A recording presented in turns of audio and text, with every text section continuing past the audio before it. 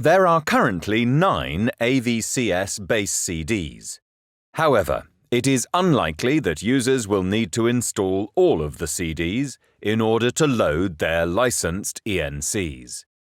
Referencing to the Schedule A can avoid the unnecessary loading of some CDs, saving the user time.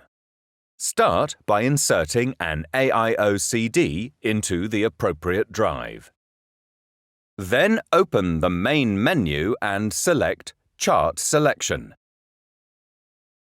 Select Chart Install followed by Install Charts. Select an existing folder or alternatively click on Create New and insert an appropriate folder name. Then click on Search for Charts to scan the contents of the disk.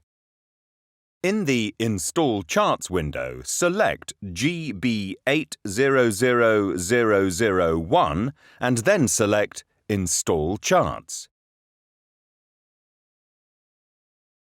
A confirmation dialog will then be displayed. Click OK. Then click Exit to finish.